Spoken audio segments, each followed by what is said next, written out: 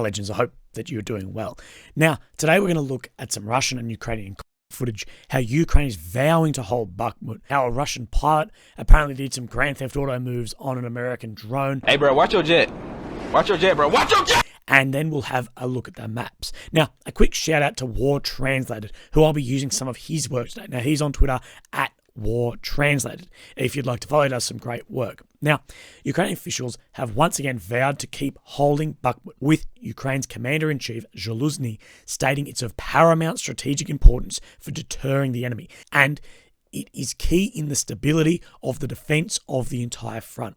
After a meeting with top military officials, Zelensky has said all members expressed a common position regarding the further holding and defense of the city. Although this goes against some of the information I'm receiving, saying there has been a large withdrawal of Ukrainian forces, saying Bakhmut is essentially isolated. Encirclement is not now necessary as most UAF units are gone. This comes as Wagner forces post photos inside the Azom Steelworks plant and are lining up photos with locations where Zelensky awarded Ukrainian soldiers for bravery in December. These are geolocated to here. Now, also in this location, Wagner Group released this video talking about ammunition shortages. ВСУ сегодня заявили, что у них мало боеприпасов. Правда ли это? Ну разве можно сказать, что у них мало боеприпасов? Вот туда артиллерия у них долбит ежедневно. Ежедневно по десятки снарядов прилетает сюда. У них просто огромное количество боеприпасов. И одно пополняется ежедневно. Нашим бойцам даже головы поднять не дают. Украинская армия долбит так, что мама не горюй.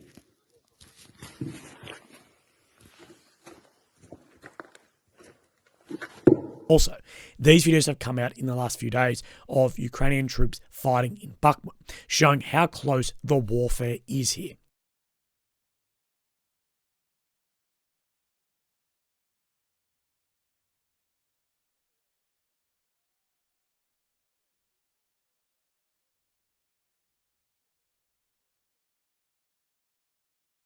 Look, either way, we know the casualties in Bakhmut for both sides are huge, and the conditions the men are fighting in are absolutely hell. And none of the generals or the commanders on either side that are calling the shots are there fighting and dying. Now, people will point, I know, at Prigozhin, saying he's in location.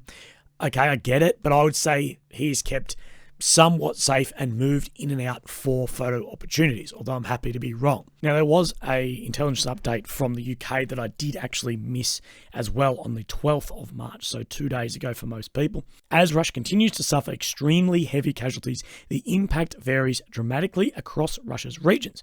In proportion to the size of their population, the richer city of Moscow and St. Petersburg have been left relatively unscathed.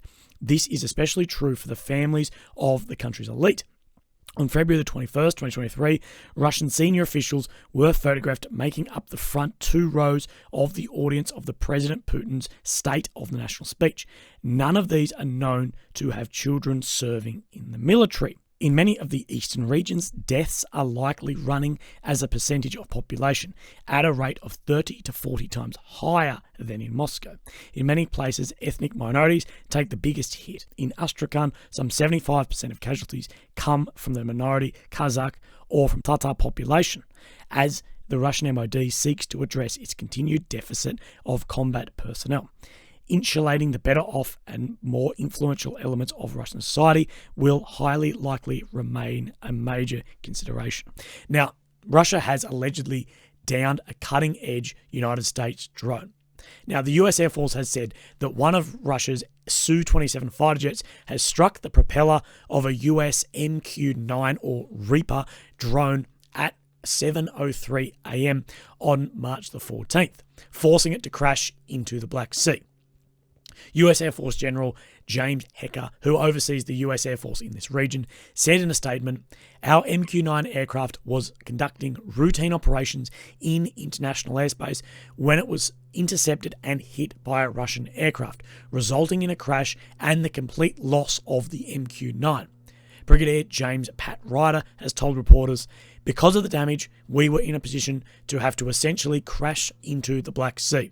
Now, It's hard to get a reading of exactly what happened, but it said that 2 Russian Su-27 jets intercepted the drone and apparently one of them collided with it.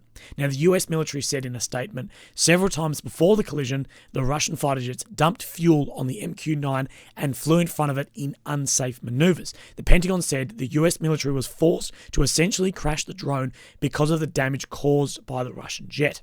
Russia's defense ministry said on Tuesday that its fighter jets did not come into contact with the US drone, claiming instead the drone crashed due to sharp maneuvering. The Russian defense ministry also said the Russian fighters did not use their onboard weapons, did not come into contact with the UAV, and returned safely to their home airfield. As a result of a sharp maneuver, the US drone went into an uncontrollable flight with a loss of altitude and collided with the water surface. The Guardian reported the downing of the $32 million drone triggered a race to recover the wreckage as it contains some of the most advanced US technology and would be an intelligence windfall for Russia if it got to the aircraft first. Now, there is not yet any evidence Russia have recovered the drone, although US officials have stated the difficulties in the recovery in the Black Sea.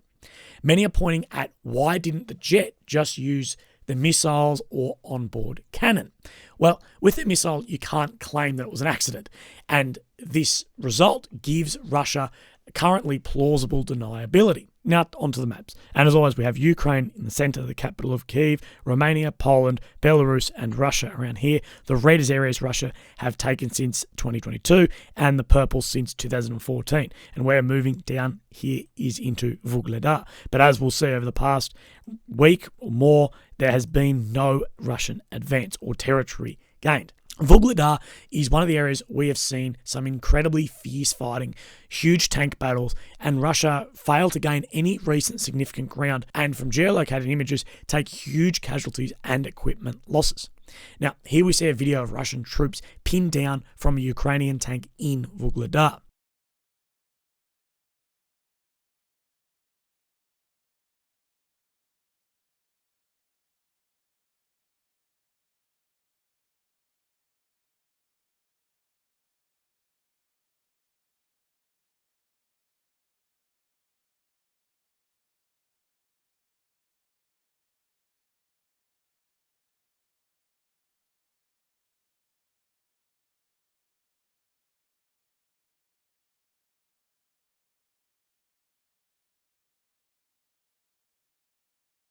Now, onto Bakhmut.